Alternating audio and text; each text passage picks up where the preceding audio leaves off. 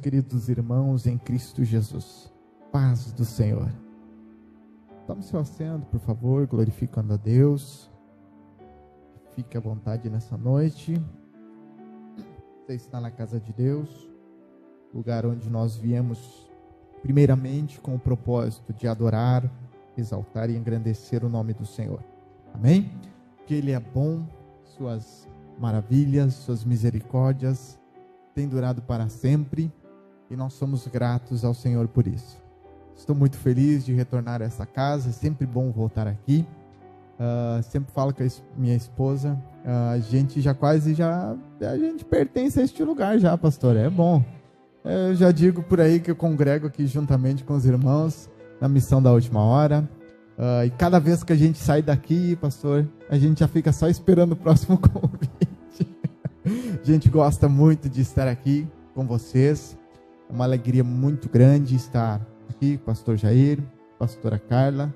Deus abençoe vocês grandemente. Uma alegria a gente sempre poder estar aqui. Como o pastor mesmo disse, é um amigo nosso, né, já é da casa. A gente se sente muito feliz, muito à vontade com vocês. E o desejo do nosso coração é sempre que Deus abençoe vocês mais e mais grandemente. Ao pastor Paulo e pastora Patrícia, tá certo? Isso, falei certo? Que Deus abençoe vocês também. Muito obrigado pelo convite, pela confiança. Pra gente é sempre feliz, dá uma felicidade na gente quando a gente recebe o convite de uma igreja, quando a gente retorna para uma igreja de novo. Isso é muito bom, porque isso demonstra a confiança que os irmãos têm na gente. Eu sou grato a Deus pela vida do senhor, da sua esposa. Que Deus abençoe vocês nesse trabalho da família, que é extremamente importante nos nossos dias. Cada vez mais nós temos que estar mais e mais voltados e atentos para esse tema, família, a base da nossa sociedade, a base de tudo. Amém? Que Deus abençoe vocês grandemente. Minha esposa está juntamente comigo, Letícia, juntamente com o nosso filho, né? Tá aí na barriguinha, tá chegando o menino. Mês de junho agora já chega ele. Estamos na expectativa, né, irmãos? Estamos na expectativa da chegada dele e cremos que Deus tem grandes coisas para a vida dele. Amém? Eu sempre digo que a minha expectativa não está em mim, está no Deus que me colocou para fazer essa vontade. Eu creio que Deus também vai fazer a vontade dele na vida do meu filho. Amém? Meus queridos irmãos, também aos demais obreiros, meu carinho, meu respeito a todos vocês. Que Deus abençoe a vida de cada um de vocês que está aqui nessa noite. Amém? É uma alegria, gente jovem, ver pessoas que com as cãs brancas, como a Bíblia mesmo diz, sentar para ouvir. A gente não é melhor do que nenhum de vocês. A gente, na verdade, tem que sentar para aprender e aprender bastante com vocês. Amém? Deus abençoe vocês grandemente também. Muito obrigado pelo carinho de cada um de vocês. Meus irmãos, abra a sua Bíblia comigo.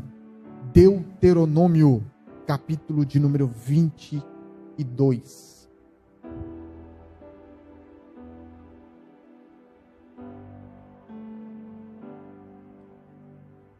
Confesso que na semana, no mês, enquanto o pastor Paulo nos fez o convite, no meu coração tinha outra mensagem. Eu queria pregar sobre uma casa doente, uma das casas que Jesus visitou, e uma dessas casas era uma casa doente. Mas hoje, enquanto eu orava, buscava, lia, Deus me fez lembrar dessa palavra de Deuteronômio capítulo 22 e aprendi uma coisa: obedecer ao Espírito Santo, que é melhor.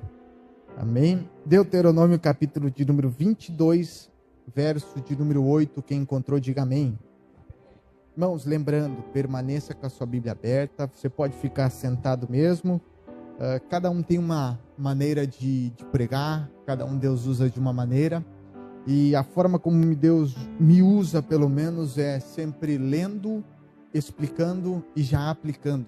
Então permaneça com a sua Bíblia aberta. Se você tem caneta, pega caneta. Se você tem papel, pega papel. É sempre importante anotar, porque quem anota eterniza. Quem anota faz com que isso permaneça para sempre ali na sua Bíblia. E toda vez que você passar pelo texto, você vai relembrar aquilo. Deuteronômio capítulo 22, verso de número 8. Olha o texto. quando edificares uma casa nova. Mais uma vez, quando edificares uma casa nova. E o tema da mensagem que o Senhor colocou no meu coração é edificando uma casa nova, ou edificando uma nova casa. Quando a gente olha para esse texto, ou para esse livro, na verdade, de Deuteronômio, nós precisamos de entender que Deuteronômio é o livro de fazer memória das coisas que aconteceram, ou das coisas que Deus instruiu o povo de Israel. Quando Moisés começa a falar no capítulo 1, ele começa a trazer à memória coisas que Deus havia falado lá no passado. Deus começa a trazer à memória, e esse livro de Deuteronômio é um livro de trazer à memória, um livro de relembrar. Porque agora o povo estava diante do Jordão e estava prestes a atravessar o Jordão e entrar na terra prometida, que Deus havia prometido, desde o Gênesis. Deus havia prometido no Gênesis. Depois de ter prometido no Gênesis, o povo virou escravo no Êxodo. Depois de escravo, Deus libertou o povo no Êxodo, ensinou para o povo que é culto, ensinou o povo a se preparar para entrar no lugar novo. Mas agora o livro de Deuteronômio começa me ensinando uma coisa, que antes de nós entrarmos e vivermos coisas novas de Deus, na nossa casa, na nossa família, na nossa vida, primeiro nós precisamos dar uma olhadinha para trás e ver se já estamos praticando aquilo que Deus já nos ensinou. O livro de Deuteronômio tem este propósito. O livro de Deuteronômio tem o propósito de trazer à memória. Como quem diz, vocês têm que praticar coisas que eu já falei, para que vocês possam viver coisas novas que eu tenho para vocês viverem. Por exemplo, Tiago, me mostra uma coisa na Bíblia que nós não praticamos às vezes, e que às vezes nós queremos viver uma família abençoada. Culto de família, né? Amém? Culto de família. Quem quer viver uma família abençoada? Quem quer viver muitos dias na terra? A Bíblia diz assim, honra o teu pai e a tua mãe, para que se prolongue os teus dias. Ou seja, não honrou pai ou mãe, os dias são curtos, breves. E todos nós queremos viver tempo o bastante na terra, para ver filhos, para ver os netos, para quem tem mais capacidade de ver os bisnetos, ou se durar um pouquinho mais, aí consegue ver até o filho dos bisnetos aí, que eu já nem sei como se chama jamais. Mas olha só, isso, tataraneto, olha só, viu? Tataraneto. Mas qual é o problema? Nós não cumprimos um princípio da palavra e queremos viver algo novo da parte de Deus. O que Deus começa a falar para a gente primeiramente neste ambiente, nessa noite antes de você viver algo novo, primeiro você tem que voltar a viver princípios que eu já estabeleci na sua vida. Antes de você viver as coisas novas, primeiro você precisa consertar algumas coisas do passado para viver as coisas do futuro. Por exemplo, hoje eu até mostrei um videozinho para minha esposa que eu achei muito engraçado. O videozinho estava o camarada lá e ele disse assim, ele viu um carrão, estava estacionado lá e ele olhou assim e disse, no nome do Senhor Jesus, eu vou ter esse carro no ano que vem. Aí o videozinho corta e aparece Jesus falando com ele, Jesus deu uns tabefe no camarada e disse, no meu nome? Mas se no teu nome tu não paga as contas que tu está devendo do ano passado, aí tu quer colocar no meu nome as contas para eu pagar? Por quê? Porque nós queremos viver coisas e propósitos do futuro sem praticarmos alguns princípios hoje. Nós queremos viver um casamento abençoado, mas não vivemos os princípios do casamento no passado. Nós queremos viver uns filhos abençoados, mas no princípio passado nós não fomos filhos que honramos os nossos pais e as nossas mães. Em primeiro lugar, Deus está começando a falar conosco nessa noite.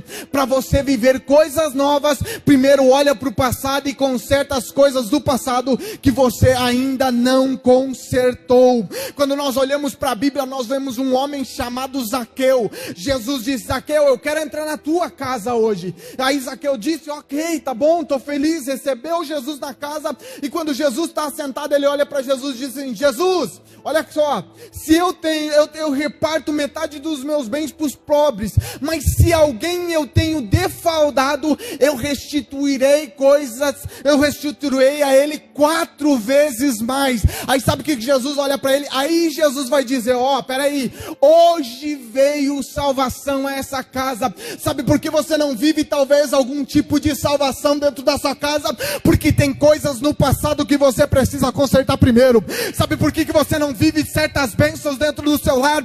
Porque Deus está falando, tem coisas do seu passado que você precisa consertar. Deus está dizendo, eu tenho coisas novas para você viver, mas antes de você viver, primeiro você tem que consertar o seu passado. Primeiro você tem que consertar as coisas que foi deixado lá atrás. Em primeiro lugar, nós precisamos consertar coisas. E aconteceu um negócio estranho um dia, de um camarada que ele, a mulher me largou e não quer mais ficar comigo, e meu Deus, e tal, o que aconteceu?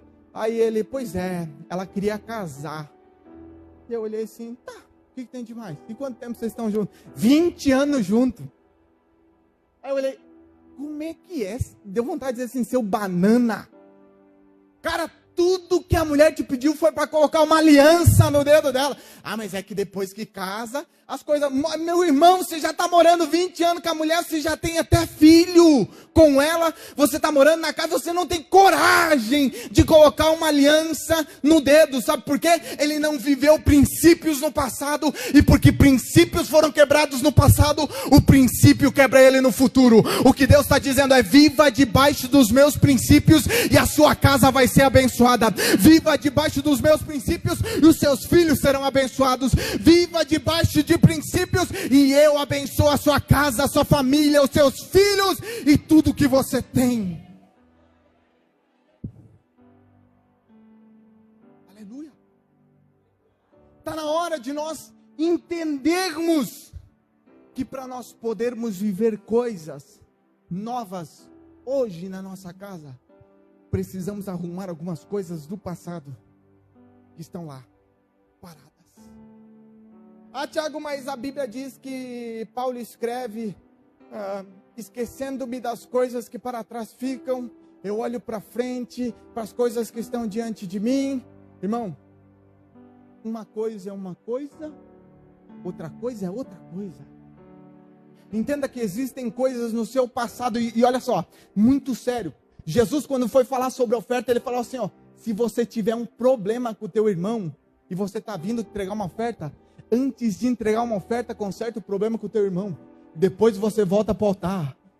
Está cheio de gente indo para o altar, onde Deus se manifesta, ele entregando coisas no altar, e Deus não se manifesta, ele dizendo, Deus não é mais Deus, Deus não é mais Deus. Mas é porque tem coisas do passado que você precisa voltar a consertar, e que depois de consertadas, aí Deus diz, agora sim, volta para o altar, que aí eu me manifesto, que aí eu me mostro, que aí eu faço milagre, que aí eu mudo a sua história.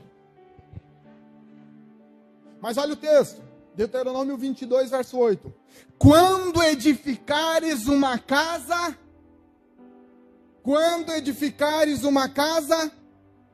diga assim, edificar. Perceba que o texto é muito claro, quem edifica sou eu. Quem tem que edificar, o trabalho de edificar essa casa sou eu. Porque tem uma geração por aí, que está achando que quem tem que edificar a casa é o professor. Quem tem que edificar a casa é o pastor. Quem tem que edificar a casa é os obreiros. Quem tem que edificar a casa é a avó, é o vô, é a mãe, é o pai. O responsável da sua casa é você mesmo. Em você está a autoridade de trazer a bênção do Senhor para sua casa, ou de trazer maldição para sua casa. Josué certa vez se levanta e disse assim, talvez vocês estão em 2 pensamentos, estão tudo perdido, mas na minha casa vai ser diferente.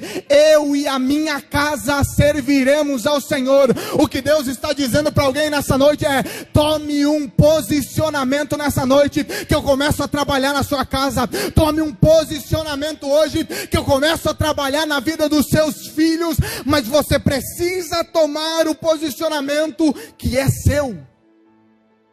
Tem coisas que nós temos que fazer. Quem está lá no projetor, consegue projetar para mim, por favor, Provérbios capítulo 24, verso 3? Olha o texto. Diga assim: edificar. Olha o texto. Com a sabedoria se edifica a casa, e com entendimento ou inteligência ela se estabelece. Diga assim: sabedoria, entendimento. Preste atenção. Tem uma diferença entre sabedoria e entendimento. Sabedoria eu não consigo adquirir pelo estudo. Inteligência ou entendimento, sim. Inteligência ou entendimento eu adquiro através de cursos, através de leitura, através de dedicação e busca ao estudo. O entendimento eu consigo adquirir através do meu esforço, mas a sabedoria não. A sabedoria é diferente. Olha o que o texto está dizendo: com a sabedoria é que se edifica a casa. A sabedoria que ele está falando aqui não é uma sabedoria terrena. É por isso que você pode fazer todos os cursos que tiver sobre família. É bom, é ótimo, faça mesmo. Você pode fazer todos os cursos sobre família, todos os retiros sobre família. É bom, é ótimo, faça mesmo. Mas entenda que a sabedoria, ela não vem da terra, a sabedoria, ela vem dos céus. A sabedoria que vai edificar a sua casa não é a que vem da terra, não é de coach, não é de ninguém disso, mas é de alguém que é usado por Deus, que traz uma palavra do alto céus e que é capaz de mudar a história da sua casa e edificar a sua casa com sabedoria que não vem da terra, mas uma sabedoria que vem do alto. Olha o texto. Com sabedoria se edifica a casa, mas com inteligência ela se firma. Ou com a sabedoria se edifica a casa, e com entendimento a gente a estabelece. Projeta Tiago capítulo 3, verso 17 para mim. Aleluia, irmão, eu prego Bíblia, eu não sei falar outra coisa não, tá? Então fica tranquilo, amém. Tiago 3,17, olha o texto.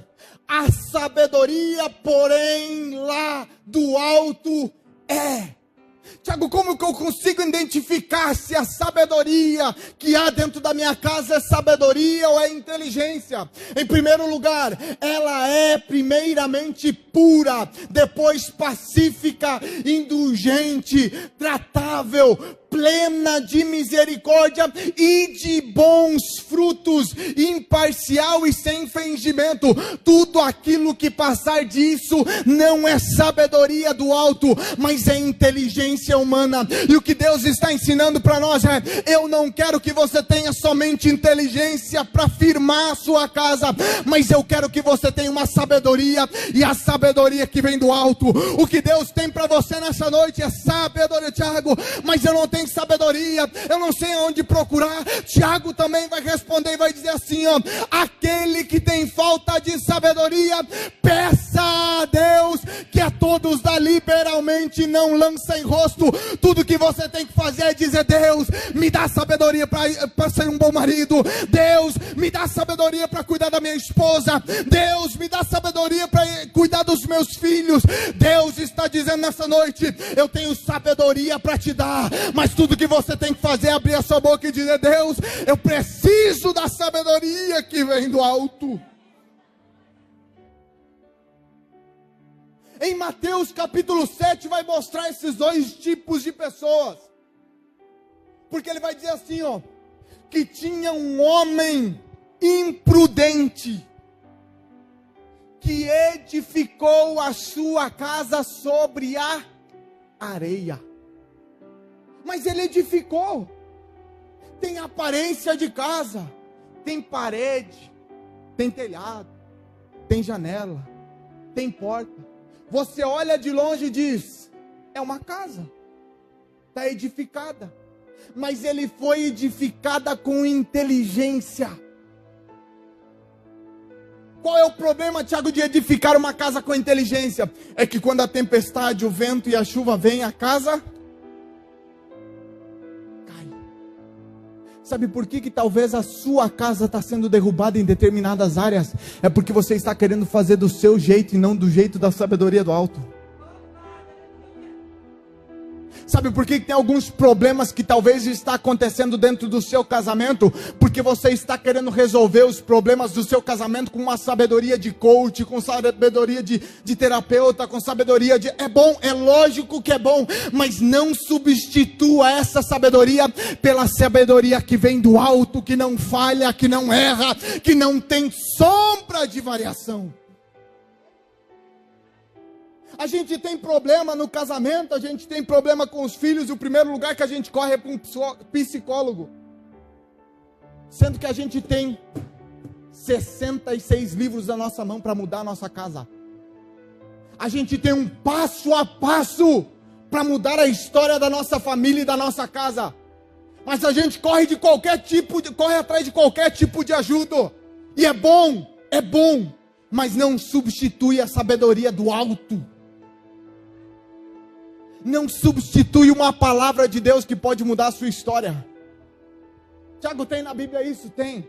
Um evangelista chamado Lucas vai escrever no capítulo 1 dizendo assim: existia no tempo de Herodes um sacerdote chamado Zacarias e uma mulher chamada Isabel.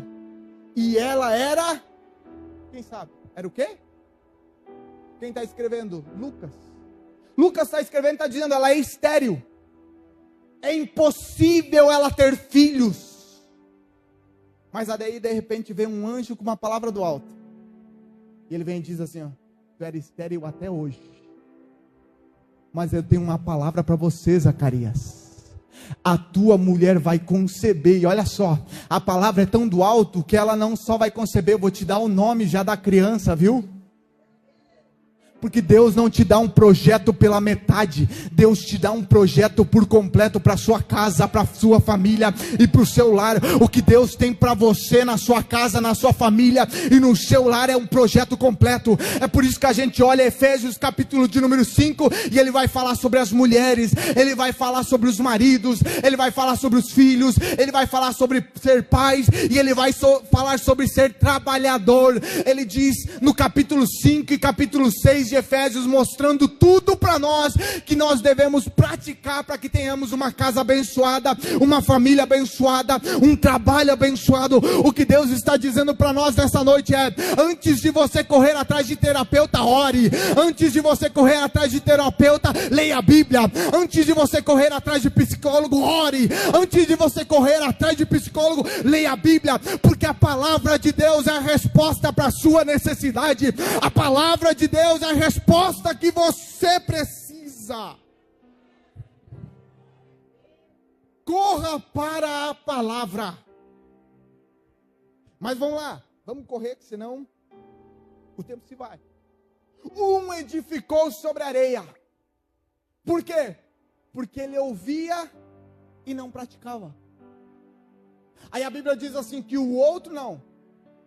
O outro que ouvia e praticava, ele assemelhou aquele que edifica a casa sobre a rocha.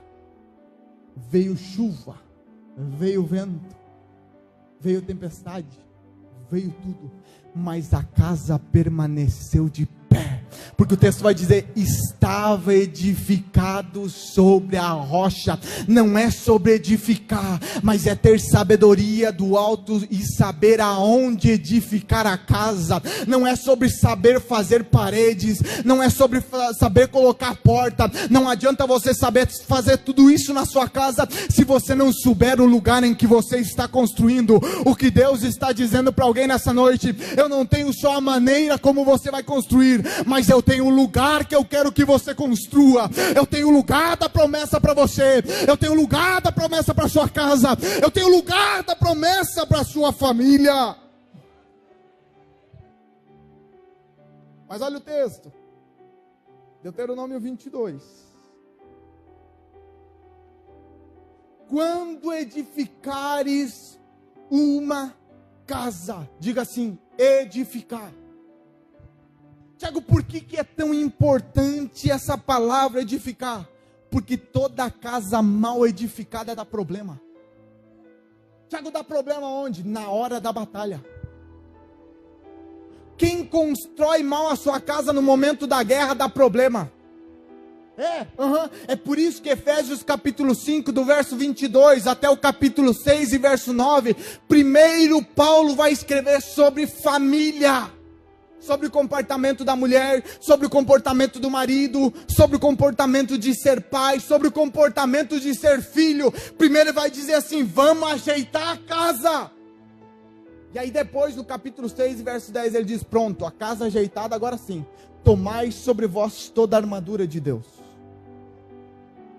O problema é que está cheio de gente querendo tomar a armadura, que nem o Naamã lá. No lado de fora, armadura. Eu sou o cara, eu tenho armadura. Eu sou soldado, estou pronto para a guerra. Mas do lado de dentro, quando ele tirava a armadura, tinha lepra. Estava podre, todo errado. O que Deus está dizendo é, a sua casa não é para ser leprosa. Você não é para viver de aparência. O que Deus tem para você é você viver batalhas no lado de fora, mas também vencer as guerras que tem do lado de dentro. O que Deus está dizendo, primeiro edifica a sua casa, porque a sua casa bem edificada vai garantir a vitória nas batalhas do outro lado. Tiago, tem mais uma história? Tem. Davi, a Bíblia vai dizer que no capítulo 17 ele vai enfrentar Golias. Ele vai chegar diante do Golias assim e vai dizer, olha, você pode até vir com espada, com escudo, com tudo se quiser, mas eu vou em nome do Senhor, e ele derruba o gigante. Mas no capítulo 16, primeiro Deus disse assim, Samuel, vamos arrumar uma casa lá? Porque tem uma casa que tem um pai com uns filhos lá, mas tem um filho que está lá longe de casa, desprezado, no meio das malhadas. Aí Samuel chega lá, ele traz os filhos e olha um por um. Não é nenhum desses que Deus quer ungir. Aí daqui a pouco Samuel olha e diz assim, peraí, tem alguém faltando dentro da casa. Acabaram-se os mancebos? Aí Jessé vai olhar e vai dizer, peraí, tem um lá, perdidinho, escondido, cuidado das ovelhas. Aí Samuel disse, enquanto ele não chegar aqui, a gente não senta na mesa. Samuel estava entrando, estava dizendo assim, ó, antes de Davi ir para as batalhas e vencer as guerras, primeiro eu preciso consertar a casa de Davi. É por isso que Davi no Salmo 23, ele vai escrever assim, ó, preparas uma mesa perante mim, diante dos meus inimigos. O que Deus fez naquele dia foi estabelecer Davi de novo dentro da casa, porque a casa consertada, Davi podia ir para o lado de fora e dizer, eu estou lutando pela casa do meu pai Jessé. É por isso que quando ele vence a guerra, ele pode voltar para o pai e dizer assim, pai, você não precisa mais pagar imposto a partir de hoje. Pai, a partir de hoje eu sou o genro do rei, porque o rei falou que aquele que vencesse Golias receberia essas bênçãos.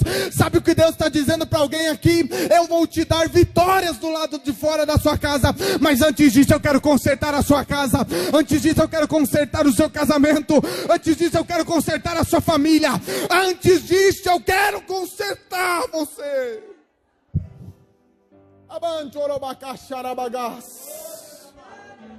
Precisamos edificar bem a nossa casa. Porque olha só, Deuteronômio capítulo de número 20 vai falar sobre guerra. Ele vai ser um texto enfático falando sobre guerra. Ele começa dizendo assim, capítulo 20, verso 1. Quando saíres a peleja, olha o texto, quando saíres a peleja. Eu acho que ninguém entendeu. Irmão, que evangelho é esse que estão pregando aí? Evangelho fraco, que diz que não, tudo bem, não tem guerra. Quando saíres a peleja, vai ter dias que você vai ter que ir para a guerra, meu irmão. Vai ter dias, irmã, que você vai ter que se trancar no quarto e orar. Vai ter dias que você vai ter que lutar. Tiago, não tem guerra, mas a minha Bíblia diz que a nossa luta não é contra a carne, nem contra sangue, mas contra as hostes espirituais da maldade. Talvez a sua guerra não é uma guerra física aqui, mas há uma guerra espiritual, porque a Bíblia diz que o diabo anda em derredor, buscando a quem possa tragar. O diabo está andando ao redor da sua esposa, procurando tragar ela. O diabo está andando do lado do seu marido, ao redor dele, procurando tragar ele. O diabo está andando ao redor dos seus filhos, procurando tragar eles. Mas eu tenho uma palavra de Deus nessa noite. O que Deus vai falar com você é que sua esposa não vai ser tocada pelo diabo, seu marido não vai ser tocado pelo diabo, seus filhos não serão tocados pelo diabo, porque Deus irá proteger a sua casa, Deus irá edificar a sua casa. Mas olha o texto: quando saíres a peleja contra os teus inimigos, e vires cavalos, carros, povo maior em número do que você, não os temerás. A primeira palavra que Deus tem para alguém nessa noite é: quando você for para a batalha, em primeiro lugar, não tenha medo. Não tenha medo. Em primeiro lugar, o que Deus está falando para você é: não precisa ter medo, porque eu não te dei espírito de temor, mas de ousadia, diz a palavra do Senhor. Você não precisa ter medo, você não precisa ter medo de ir para as batalhas, você não precisa ter medo de ir para as guerras, porque o Senhor está dizendo para você: não tenha medo. Você está indo para as batalhas debaixo da palavra do Senhor, dizendo para você: não tenha medo, não temas, não temas, não temas. Para de ter medo, irmão. A Bíblia vai dizer que nós somos mais que... Uma explicação que tocou no meu coração quando o Espírito Santo falou é que mais que vencedor, vencedor já é aquele que vence, venceu a batalha. Esse é vencedor. Mas a Bíblia fala que nós somos mais do que vencedores. Tiago, o que quer dizer isso? Ser mais que vencedor é que você é vencedor de uma batalha que você nem precisou lutar. Porque alguém um dia abriu os braços na cruz e disse: está consumado. Alguém um dia em João 17 disse: não, fique tranquilo, pai, eu oro por eles, pai, eu oro por eles, eu não oro para que você os tire do mundo, pai, eu não oro para eles, mas eu oro para que eles sejam guardados por ti, porque eles não são desse mundo, eles não pertencem a esse mundo como eu não pertenço também, porque eu dei a eles a tua palavra. E a Bíblia vai dizer em 1 João escrevendo para os jovens, dizendo: jovens, fiquem tranquilos, a palavra de Deus está em vocês, e por isso vocês já venceram o maligno. O diabo é um derrotado, o diabo é um derrotado, o diabo é um derrotado. Não tenha medo, não terás temor, pois o Senhor, o teu Deus que te fez sair da terra do Egito, está contigo. Sabe o que Deus está dizendo ali? Eu não tirei você do Egito para te abandonar. Eu não tirei você do Egito para te deixar sozinho. Eu não tirei você do Egito para você ficar só. Eu estou com você. Tiago, mas por que é importante eu entender e ter essa certeza de que Deus está comigo? Projeta ali, 1 Samuel, capítulo 17, verso 37. Vamos olhar para Davi. Olha para Davi. Olha lá. Disse mais Davi: o Senhor... Olha para quem Davi está falando. Davi está falando para Saul, porque eles estão prestes a enfrentar o Golias. Saul está com medo. Saul é um covarde, medroso, tem a coroa de rei na cabeça, mas não tem a coragem de rei. Aí ele olha para Davi e diz: Davi, mas tu é menino, tu é jovem, tu é moço, aquele camarada lá, ó, é guerreiro há muito tempo, Davi. Aí olha só o que a Bíblia vai dizer. Davi olha para ele e diz assim, ó: ei, eu tenho um segredo, Saul, que talvez você não sabe mais. Eu tenho um segredo em mim que talvez você não sabe mais. O Senhor me livrou das garras do leão e das do urso, e Ele também me livrará das mãos desse filisteu. Sabe o que Davi estava dizendo? O segredo não foi que eu venci o urso na minha força, eu não venci o leão na minha força, não foi com a minha habilidade, mas foi porque o Senhor estava lá e me livrou. E assim como sei que o Senhor me livrou do leão, assim como eu sei que o Senhor me livrou do urso, esse filisteu também o Senhor me livrará. É por isso que Davi vai diante do filisteu, olha para ele e diz assim: você vem com espada, você vem com escudo, mas eu vou com o nome do Senhor. O nome estava lá, a presença dele estava lá. Sabe o que Deus está dizendo para alguém? Você vencerá gigantes na batalha, mas não pela sua capacidade, mas porque eu estou com você. Eu estou com você. Eu estou. O Senhor está dizendo: eu estou com você. Eu não vou te abandonar no meio dessa batalha. Eu não vou te deixar só no meio dessa batalha. Projeta ali 1 Samuel 18:12, olha o texto. 18:12. E Saul temia Davi. Irmão, tem gente que vai ter medo de você, mas não é porque você tem um corpo bonito, não é porque você tem um corpo grande, não é porque você tem uma casa, não é porque você tem um carro do ano, não é porque você tem capacidade ou autoridade, não. Saul temia Davi porque o Senhor era com este e se tinha retirado de Davi. Ei, Saul vão se levantar diante de você e vão tentar até matar você, mas mesmo assim no coração deles vai estar olhando para você e dizendo: não, peraí, ele tem uma coisa diferente, ele tem uma presença diferente, eu tenho medo dele porque ele tem uma presença diferente. Saul temia Davi porque a presença do Senhor estava com ele. Versículo 14, bota o 14.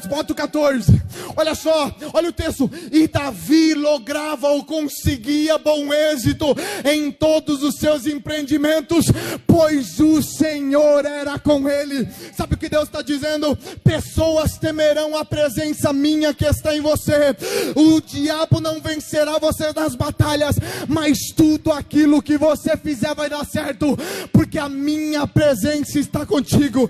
Irmão, deixa eu dizer uma coisa. É como se Davi viesse nos nossos dias e dissesse assim: pois é, eu vou vender pneu quadrado para carro. Aí a Bíblia diz, aí você olha assim e diz: bom, pneu quadrado para carro. Davi vai lá e vende e estoura, funciona. Davi vai lá e monta uma barraquinha. Eu vou montar uma barraquinha de enxugar gelo. Daqui a pouco ele começa a trabalhar e estoura. Por quê, Tiago? Mas Tiago, é umas coisas erradas, umas coisas não a ver. É porque o segredo não está em Davi, mas o segredo é em quem está com Davi. Ei, o seu sucesso não tem a ver com você, o seu sucesso tem a ver com a presença que está contigo.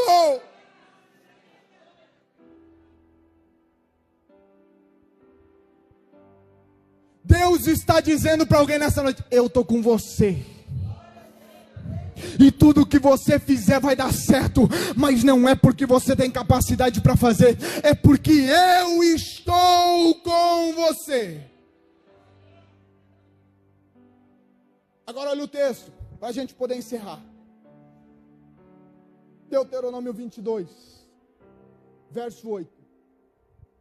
Quando edificares uma casa nova. Agora preste atenção, capítulo 20, verso 5. Então os oficiais dirão ao povo dizendo: qual é o homem que edificou uma casa nova e ainda não a consagrou? Volte para a sua casa, para que porventura não morra na peleja e outro algum a tome. Sabe o que Deus está dizendo? Soldado distraído morre no campo de batalha. Por que ele estava distraído? Porque ele fez a casa, mas não cuidou da casa. Ele fez a casa, mas não cuidou dela. O que Deus está dizendo, de nada adianta você lutar batalhas do lado de fora se dentro está tudo errado.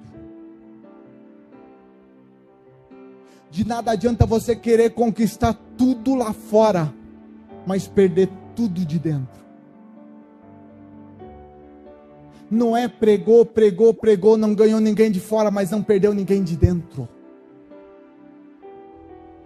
A sua maior responsabilidade é com aqueles que estão dentro da sua casa. Os que estão dentro da sua casa é que são mais importantes. Aí é interessante que a Bíblia vai dizer, quando Paulo escreve a um homem chamado Filemão, um livro curtinho, só que aí a Bíblia vai dizer que, bota aí, projeta aí, Filemão capítulo 1, verso 1. Bom, deixa eu te mostrar esse negócio. Irmão, se você pegar isso aqui, irmão, isso aqui vai mudar a tua vida.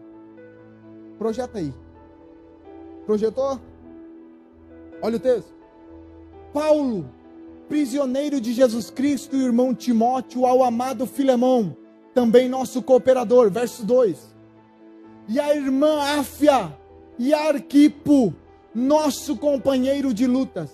E a que está em tua casa. Misericórdia. Olha o que o texto está dizendo. Paulo está escrevendo para Filemão e está dizendo: Filemão, você tem muito trabalho, você é colaborador, você é importante, mas lá tem uma irmã Áfia e o Arquipo, que acredita-se alguns teólogos que essa Áfia, esposa de Filemão, e Arquipo é filho deles. Alguns teólogos vão trazer isso, mas ele vai dizer assim: tem uma coisa muito mais importante, você é companheiro de lutas, mas tem uma coisa muito importante, tem uma igreja lá na tua casa. Você luta do lado de fora, você é colaborador, você é companheiro de lutas, mas dentro da tua casa, a tua casa não é qualquer coisa, é uma igreja.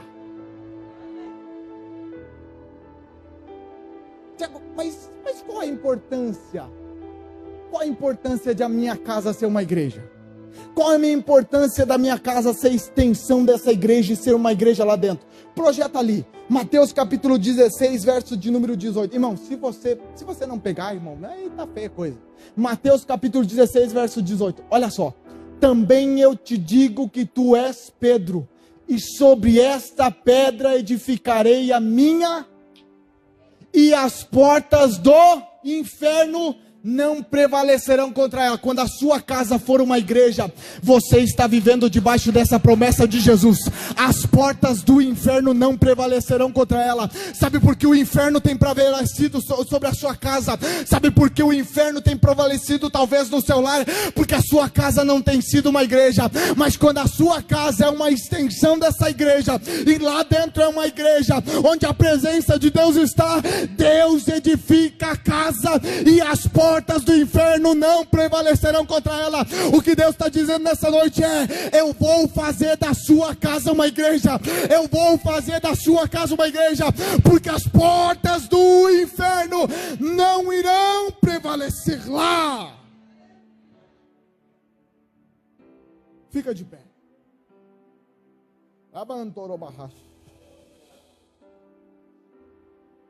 Aleluia.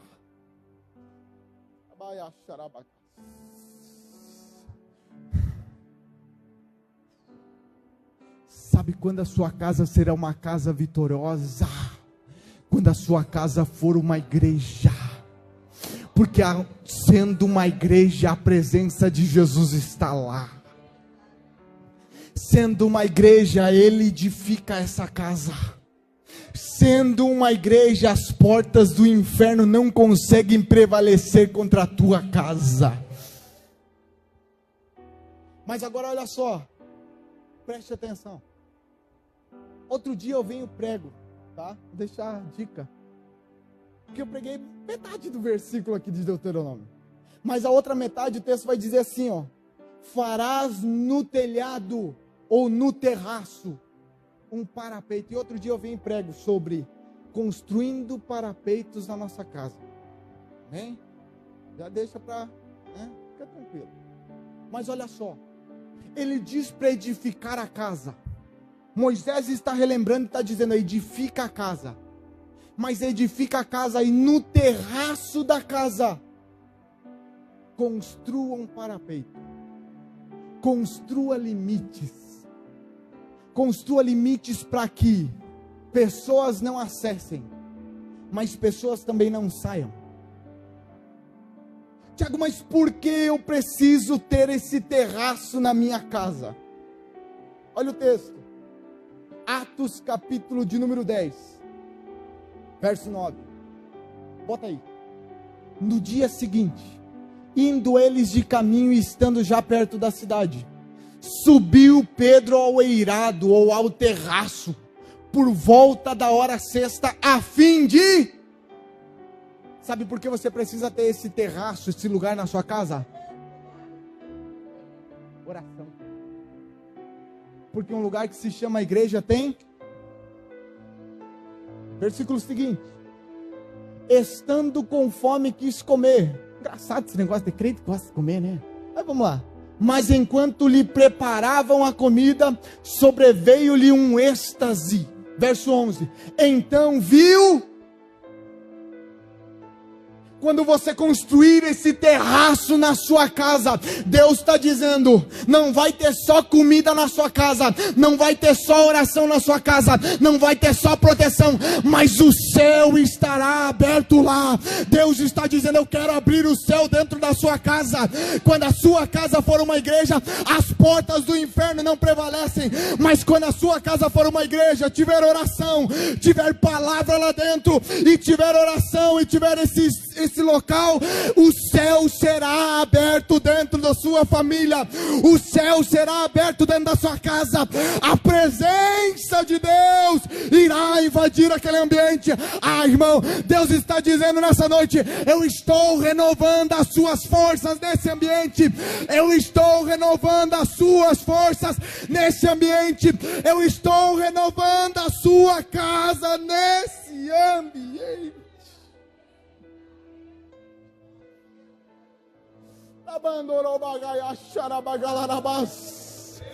Deus está abrindo os céus em casas nessa noite. Deus está abrindo os céus para casas nessa noite. Há famílias que chegaram desamparadas, mas Deus está dizendo, eu vou abrir os céus. Eu vou abrir os céus. Eu vou abrir os céus. Eu vou abrir os céus. Eu vou abrir os céus. Eu vou abrir os céus. Assim como em Atos capítulo 2, estavam reunidos numa casa, de repente veio um som do céu, um vento veemente, impetuoso, e encheu toda a casa, e encheu toda a casa.